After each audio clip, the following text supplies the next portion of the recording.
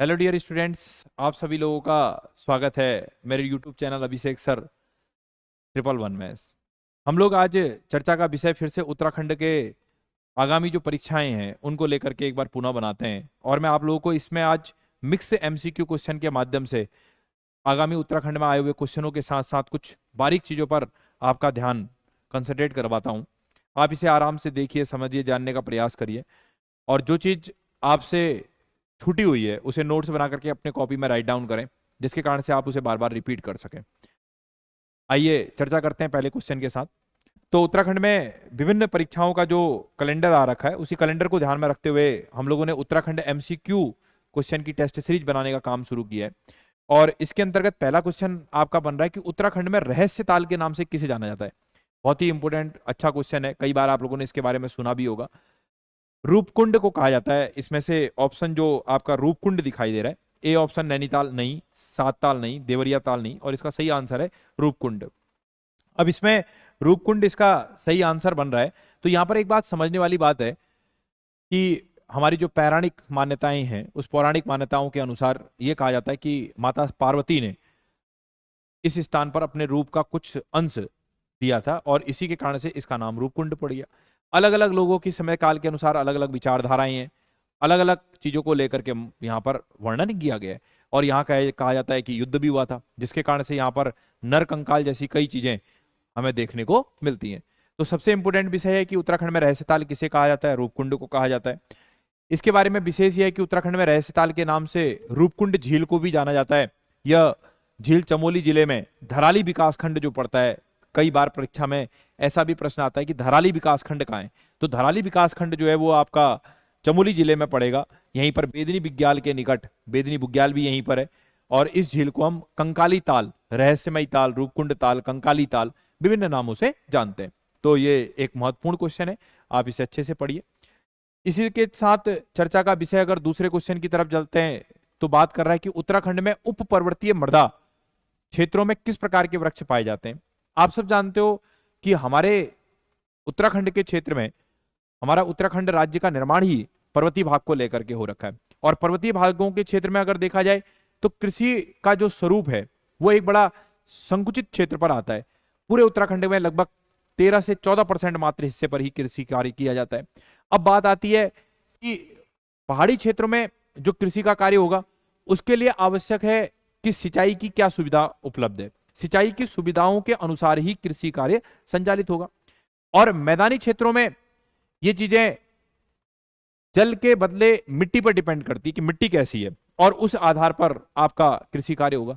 तो यहां पर कृषि हो गया, वनस्पति हो गया, बागवानी हो गया, इन सब के लिए बहुत इंपॉर्टेंट है कि वह क्षेत्र जल की किस प्रकार से मात्रा को अपने पास संचित रखता है। तो प्रश्न है उत्तराखंड के उप पर्वतीय मृदा में किस प्रकार के वृक्ष पाए जाते हैं।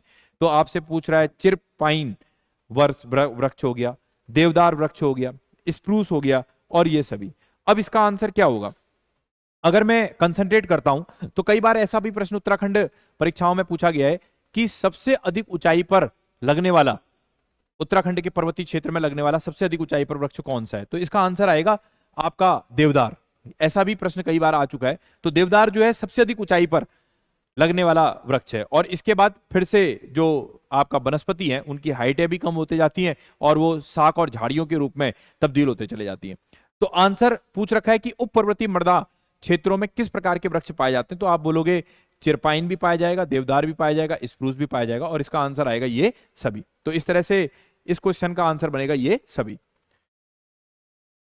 इसमें विशेष यह है कि उत्तराखंड में उप पर्वतीय मृदा क्षेत्रों में चिरपाइन, देवदार और स्प्रूस प्रकार के वृक्ष पाए जाते हैं।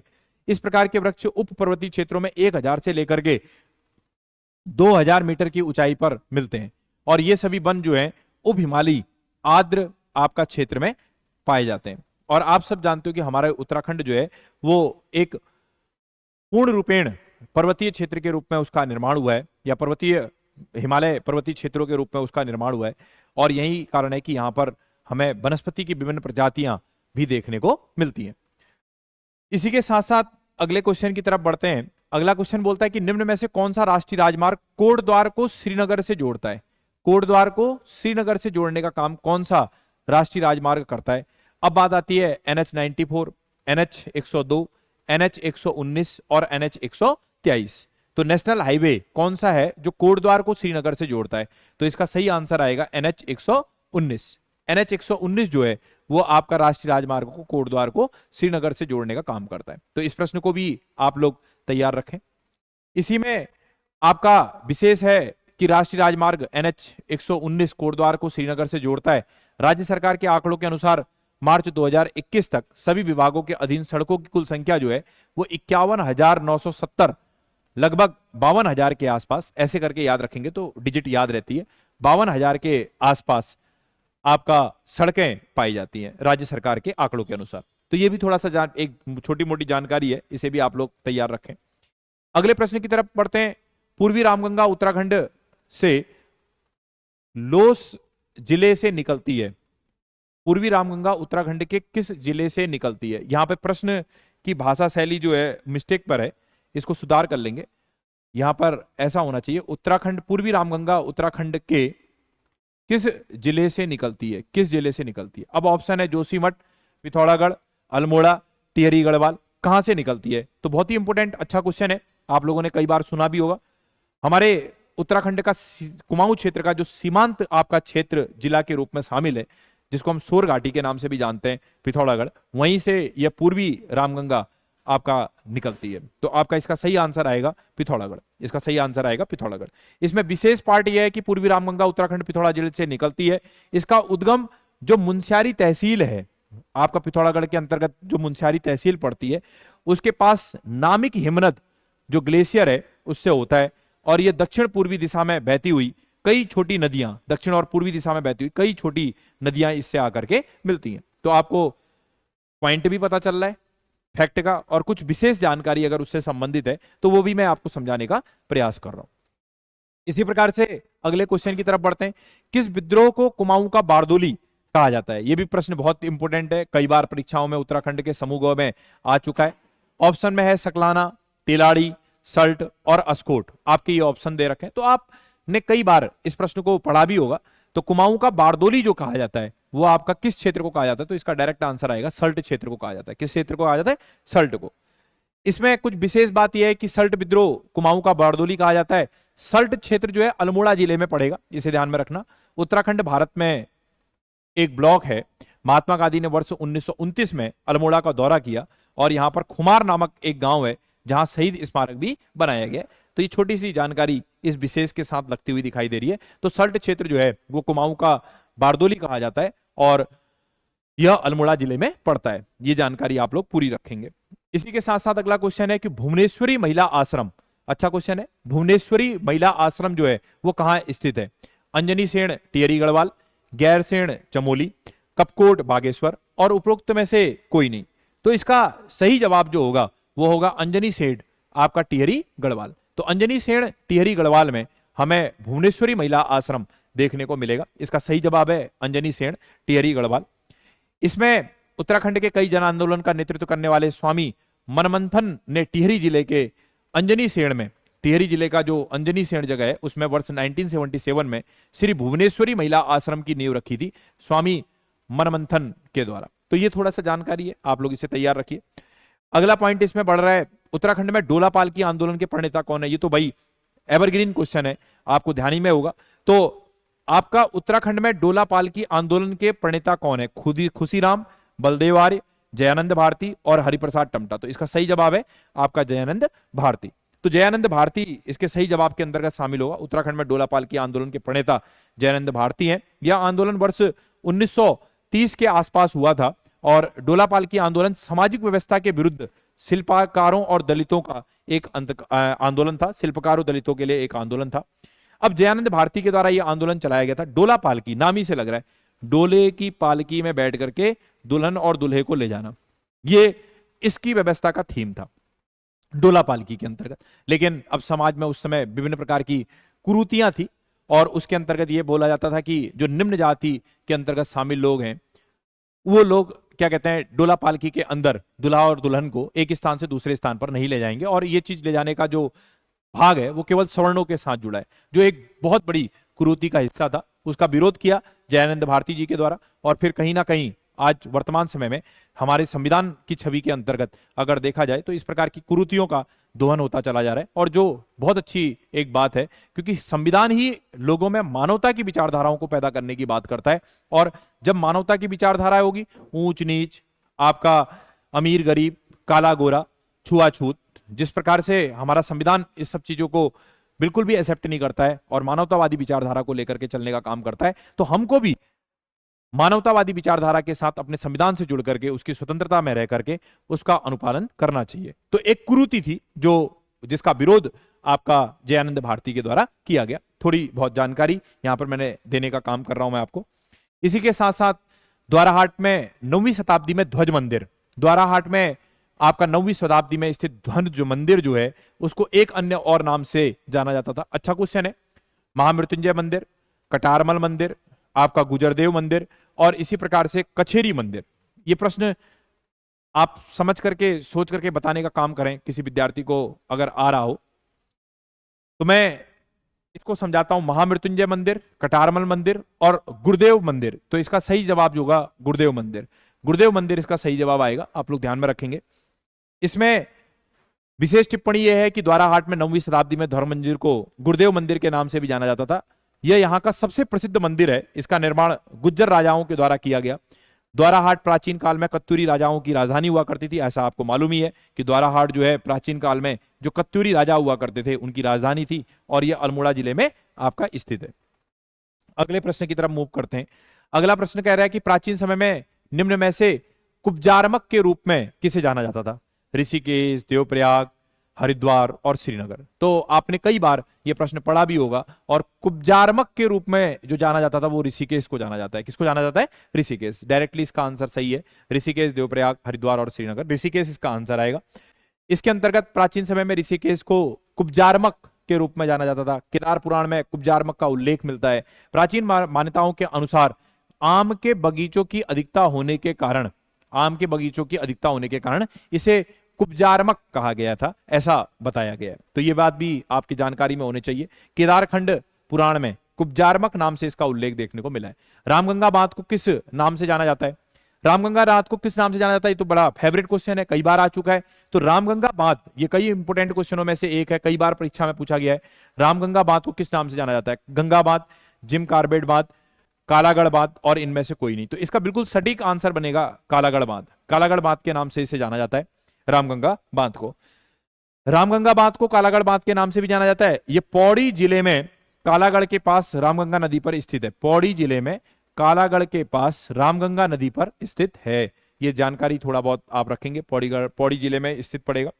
अगले क्वेश्चन की तरफ बढ़ते हैं कि उत्तराखंड में सबसे पुरानी नहर कौन सी है? वो उत्तराखंड का एवरग्रीन क्वेश्चन है, कई बार परीक्षाओं में पूछा गया है, थोड़ा जानकारी रखें।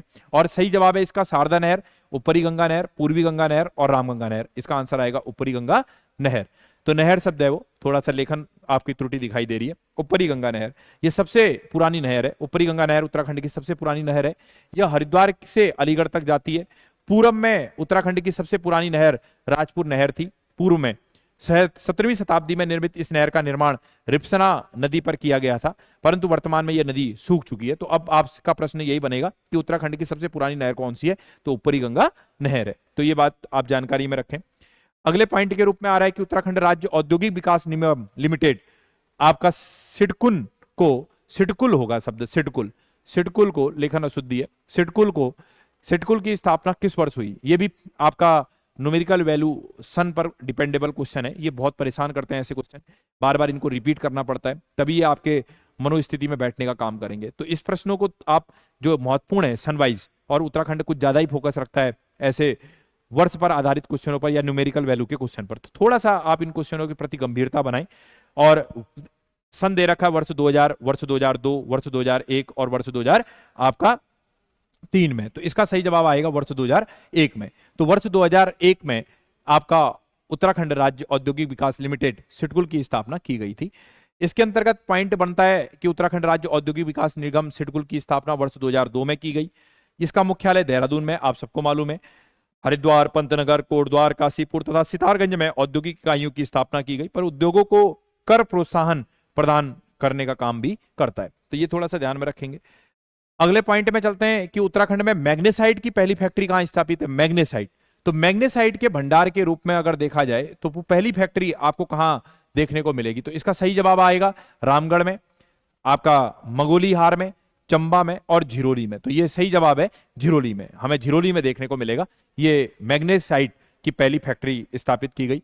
ये उत्तराखंड में मैग्नेसाइट की पहली फैक्ट्री जो है वर्ष 1974 में 1974, आप डेट याद रखें, जे के झुंझुनवाला, ये भी नाम याद रखें, जे के झुंझुनवाला द्वारा आपका झिरोली पिथौरागढ़ में स्थापित की गई, झिरोली पिथौरागढ़ में स्थापित की गई है। तो उत्तराखंड में मैग्नेसाइट की पहली फैक्ट्री वर्ष 1974 में जे के झुंझुनवाला द्वारा झिरोली पिथौरागढ़ में स्थापित की गई है। अच्छा क्वेश्चन है। अगले क्वेश्चन की तरफ बढ़ते हैं कि निम्नलिखित में से कौन सा प्रेम गीत है? चौफला, बाजूबंद, लामड़ और ये सभी। तो इस प्रश्न में आप लोगों ने संस्कृति को महत्व देने का काम किया गया इस प्रश्न में, और इस प्रश्न का जवाब अधिकांश विद्यार्थियों को मालूम होगा कि चौफला, बाजूबंद और लामड़, इसमें सही जवाब होगा ये सभी। ये सभी एक प्रकार से प्रेम गीत हैं, प्रेम गीत के अंतर्गत शामिल है। अगला क्वेश्चन है उत्तराखंड में आयोजित होने वाले आपका कुर्मांचलीय रामलीला, थोड़ा सा लेखन अशुद्धि है यहां पर, कुर्मांचलीय रामलीला किस शैली से संबंधित है? किस शैली से संबंधित है? अल्मोड़ा शैली से, दून शैली से, गढ़वाल शैली से और उत्तरी शैली से। तो इसका सही जवाब आएगा अल्मोड़ा शैली से, इसमें कोई डाउट नहीं है। अच्छा क्वेश्चन है। आजकल वैसे भी रामलीला का तकड़ा क्या कहते हैं समय चल रहा है, हर जगह राम की लीलाओं का वर्णन किया जा रहा है। तो इस प्रश्न को आप ध्यान में रखें कि उत्तराखंड में आयोजित होने वाली जो कुर्मांचलीय रामलीला है उसका संबंध अल्मोड़ा शैली से दिखाई देता है। इसी प्रकार से यमुनोत्री मंदिर के प्रांगण में स्थापित विशाल जो शिला स्तंभ है वो क्या है? दिव्य शिला, देवीय शिला, तप्त शिला और पुष्प शिला, किस नाम से यह जाना जाता है? तो आप इसको डायरेक्टली याद रखें कि ये दिव्य शिला है। कौन सी शिला है? दिव्य शिला के नाम से जानी जाती है। तो इस तरह से इसको भी आप तैयार रखेंगे। यमुनोत्री मंदिर उत्तरकाशी क्षेत्र में, यमुनोत्री मंदिर के प्रांगण में स्थापित विशाल शिला स्तंभ को दिव्य शिला के नाम से जाना जाता है। श्रद्धालु मंदिर में दर्शन से पूर्व इस शिला पर पूजा अर्चना करते हैं। तो एक बेसिक जानकारी है, आप लोगों को मालूम ही है। अगले पॉइंट के रूप में हम बढ़ते हैं। तो कुमाऊं का कौन सा स्थान रंग वाली पिछौड़ी के लिए आपका प्रसिद्ध है? अल्मोड़ा, हल्द्वानी, रुद्रप्रयाग और काशीपुर। अब इसका सही जवाब होगा रंग वाली पिछौड़ी। वैसे भी पिछौड़ा शब्द जो है ज्यादातर फेमस जो दिखाई देगा वो कहां दिखाई देगा? अल्मोड़ा में। पढ़ने से ही पता चल रहा है अल्मोड़ा, हल्द्वानी, रुद्रप्रयाग और काशीपुर ये सब तराई के क्षेत्र हो गए। अल्मोड़ा पहाड़ का क्षेत्र है और पिछौड़ी वहीं से संबंधित है। तो रंग वाली पिछौड़ी आपके लिए अच्छा क्वेश्चन। प्रसिद्ध महाकवि कालिदास की रचना मेघदूत का गढ़वाली भाषा में किसने अनुवाद किया? ये भी प्रश्न बहुत इंपोर्टेंट है। मेघदूत का गढ़वाली भाषा में किसके द्वारा अनुवाद किया गया? प्रसिद्ध महाकवि कालिदास की रचनाएं आप सब जानते हो, आचार्य ओम प्रकाश थपलियाल, आचार्य ओमेंद्र दत्त पांडे, जयप्रकाश पंत के द्वारा और आचार्य धर्मानंद जमलोकी के द्वारा। तो इसका सही जवाब जो आ रहा है वो आएगा जयप्रकाश पंत ने। किसने किया? इसका सही जवाब आएगा आचार्य ओमेंद्र दत्त पांडे ने। आचार्य ओमेंद्र दत्त पांडे ने, मिस हो रहा था मेरा दिमाग, जयप्रकाश पंत नहीं होगा, आचार्य ओमेंद्र दत्त पांडे के द्वारा इसका वर्णन किया गया है। और इससे पहले हम लोगों ने अभी अल्मोड़ा पर बात करी है और ये जो आया आपका आंसर आचार्य ओमेंद्र दत्त पांडे इस नाम के साथ जुड़ेंगे। अगले क्वेश्चन की तरफ अगर मूव करते हैं तो अगला क्वेश्चन इसी बात पर कह रहा है कि प्रसिद्ध महाकवि आपका जो कालिदास है की रचना मेघदूत गढ़वाली भाषा में अनुवाद ओमेंद्र दत्त पांडे के द्वारा किया गया है। ओमेंद्र दत्त पांडे के द्वारा किया गया। अगला क्वेश्चन है आपका क्वेश्चन नंबर 19वां। उत्तराखंड में भारत का प्रथम कृषि जो विश्वविद्यालय है वो कौन सा है? आचार्य एनजी रंगा विश्वविद्यालय, विक्रम विश्वविद्यालय, जीबी पंत विश्वविद्यालय और चंद्रशेखर आजाद कृषि विश्वविद्यालय। क्वेश्चन काफी अच्छा क्वेश्चन, महत्वपूर्ण क्वेश्चन, परीक्षाओं में कई बार आ भी चुका है, आपको आंसर आ ही रहा होगा। जीबी पंत विश्वविद्यालय इसका सही आंसर आएगा। पंतनगर में पड़ता है ये, जो प्रथम कृषि विश्वविद्यालय के नाम से जाना जाता है। भारत का प्रथम कृषि विश्वविद्यालय जीबी पंत कृषि विश्वविद्यालय है, जो वर्ष 1960 में, सन याद रखेंगे आप, पंतनगर उत्तराखंड में इसकी स्थापना की गई थी। तो ये भी प्रश्न आप लोग अपने आप में तैयार रखें, ठीक है ना, सन के साथ रखें, 1900 आपका 60 आएगा। अगले प्रश्न की तरफ मूव करते हैं कि जिला शिक्षा एवं प्रशिक्षण संस्थान जिसे हम डाइट कहते हैं उत्तराखंड के किस जिले से में स्थित है? जिला शिक्षा एवं प्रशिक्षण संस्थान डाइट उत्तराखंड के किस जिले में स्थित है? पिथौरागढ़, उधम सिंह नगर, श्रीनगर और हरिद्वार। तो वैसे तो डाइट अगर देखा जाए तो प्रत्येक जिलों में स्थित है और इस क्वेश्चन की थीम पर उत्तराखंड का जिला शिक्षा एवं प्रशिक्षण संस्थान डाइट उधम सिंह नगर जिले में स्थित दिखा रहा है, उधम सिंह नगर जिले में। तो इसका सही आंसर जो आपका बनेगा वो आपका उधम सिंह नगर बनेगा। ये कुछ क्वेश्चंस थे और इनको मैंने मिक्स क्वेश्चन के रूप में परीक्षाओं में आए हुए क्वेश्चनों का भाग रहा है, तो आप लोग थोड़ा सा गंभीरता के साथ एक बार इस वीडियो को देखें, समझें, और जो प्रश्न ऐसे हैं जिन पर आपकी त्वरिता नहीं बन पा रही है तो उसे लिख करके आप लोग याद कर लें। इसी तरीके से मिक्स क्वेश्चन के भागों में कई प्रश्नों को लेकर के मैं आपसे लगातार चर्चा करते रहूंगा और उनको समझाते भी रहूंगा। तो इसी के साथ मेरा आप लोगों को पुनः शुभकामनाएं, और मेरी वीडियो को ज़्यादा से ज़्यादा लाइक करें, सब्सक्राइब करें, अपने साथियों सहपाठियों को बताएं, जिसके कारण से चैनल जल्दी अगर सब्सक्राइब हो गया और जल्दी इसमें वॉचिंग पीरियड आ जाता है तो हम लाइव क्लासों के माध्यम से, जो मेरी आपका ऑफलाइन क्लासें चलती हैं, उनको भी मैं लाइव क्लासों के माध्यम से आपको दिखा पाऊंगा, संचालित कर पाऊंगा। तो उसके कारण से आपको एक अच्छा भाग आने वाली आगामी परीक्षाओं के रूप में जो हमारा चलता है उसके बारे में भी अवगत करा पाऊंगा। तो इसीलिए आप ज़्यादा से ज़्यादा मेरे से जुड़िए। धन्यवाद।